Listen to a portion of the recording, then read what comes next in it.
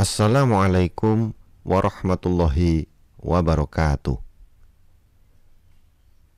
Pada tahun 1546, Demak mengalami krisis.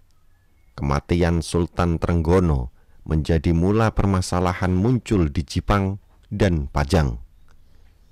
Dua wilayah di Jawa Tengah yang sama-sama menuntut hak peninggalan Demak.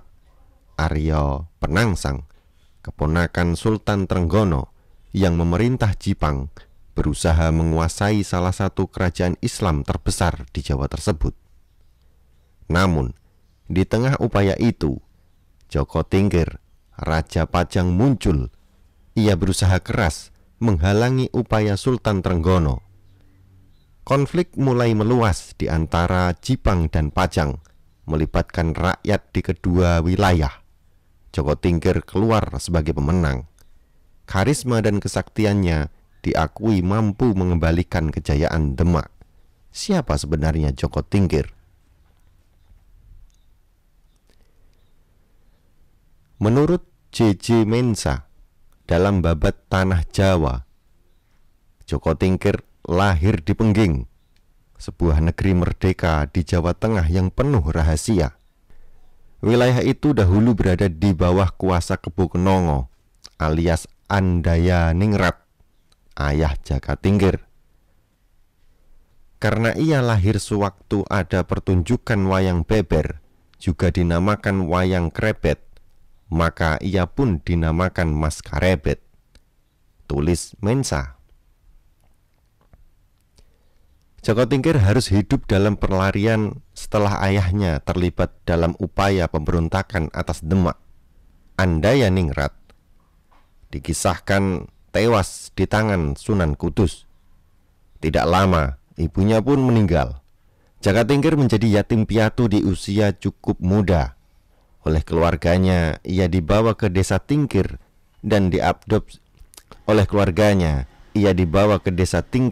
dan diadopsi oleh seorang janda kaya, sahabat ayahnya.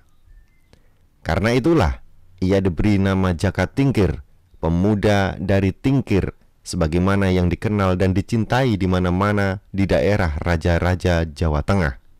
Kata De Graaf dalam Awalan Kebangkitan Mataram masa pemerintahan Senopati. Ketika remaja, Joko Tingkir belajar pada Kiai Ageng Selo. Babat Tanah Jawi menyebut gurunya itu sakti dan begitu dihormati, sekaligus ditakuti oleh masyarakat. Joko Tingkir disebut menerima kesaktian dari gurunya itu. Keduanya sangat dekat. Ki Ageng Selo sampai memberi perhatian yang amat besar kepada muridnya itu. Selain kepada Kiai Ageng Selo, Joko Tingkir juga menerima pelajaran dari Sunan Kalijogo. Salah satu wali penyebar Islam di tanah Jawa itu memberi ajaran agama dan kehidupan kepada Jaka Tingkir. Dia jugalah yang menyarankan kepada Tingkir untuk bekerja di Demak. Ia menerima saran itu dan mendaftar sebagai pengawal pribadi raja.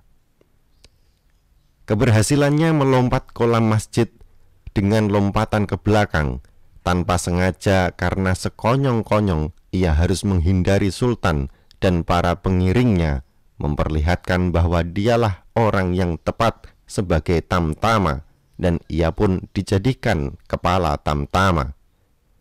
Kata De Graaf sebagaimana dituturkan dalam Babat Tanah Jawi. Jaka Tingkir sempat diusir dari Demak setelah memperlihatkan kesaktiannya di depan penguasa Demak, bermaksud menguji calon pengawal baru yang memiliki ilmu kebal. Joko Tingkir justru membunuhnya. Sebuah tusuk konde menancap tepat di jantung si calon pengawal. Kesaktian Joko Tingkir terbukti lebih hebat meski berujung pengusiran.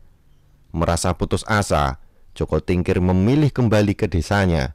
Ia menghabiskan waktu dengan bertapa dan berguru kepada Ki Ageng Putuh, Ki Ageng Ngerang, dan Kiai Buyut dari Banyu Biru. Joko Tingkir mendapat lebih besar kesaktian. Satu waktu, Demak dilanda kekacauan. Seekor kerbau besar mengamuk. Tak ada seorang pun pengawal mampu menghentikannya. Mendengar kabar itu, Joko Tingkir segera pergi ke Demak. Dengan kesaktiannya, kerbau itu dengan cepat dihentikan.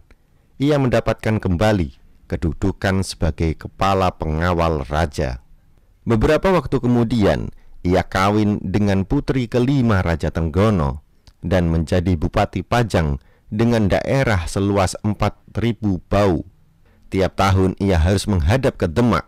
Negerinya berkembang dengan baik, dan di sanalah dibangunnya sebuah istana. Kata The Guardian, sebagai menantu Sultan Trenggono, Joko Tingkir jelas tidak memiliki hak apapun atas Demak. Tetapi tidak lama setelah pemakaman Sultan Trenggono, Joko Tingkir mengumumkan kekuasaannya di Demak.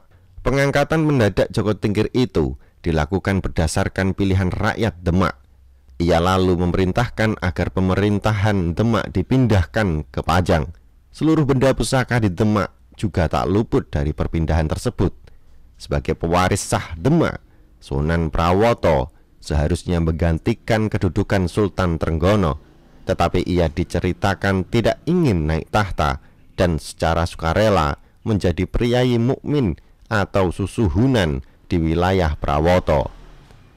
Sebuah pasanggarahan yang digunakan Raja Demak selama musim hujan, tetapi ia diceritakan tidak ingin naik tahta dan secara sukarela menjadi priyayi mukmin atau susuhunan di wilayah Prawoto, sebuah pasanggarahan yang digunakan Raja Demak selama musim hujan. Hal itulah yang kemudian mempermudah Joko Tingkir untuk mengambil alih kekuasaan. Berdasarkan penelitiannya, J.J. Mensa mengatakan kalau Joko Tingkir dan penguasa Pajang begitu berambisi menguasai Demak. Mereka segera mengamankan tahta atas pemilik sebagian besar wilayah Jawa Tengah tersebut. Ia bahkan melakukan berbagai tindakan untuk memastikan kedudukannya tetap baik.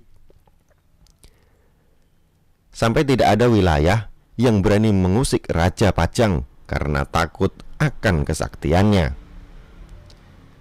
Semua negara bawahan menyerah. Yang mengadakan perlawanan dikalahkan. Tidak ada seorang pun yang berani melawan karena takut akan kesaktian adipati dari Pajang. Hanya adipati dari Jipang, Pangeran Arya Penangsang, yang tidak mau menyerah, kata Mensa. Pada perkembangan selanjutnya, setelah melalui persaingan kekuasaan yang cukup panjang, Arya Penangsang berhasil menduduki tahta Demak. Ia memindahkan pusat pemerintahan dari Demak ke Jipang.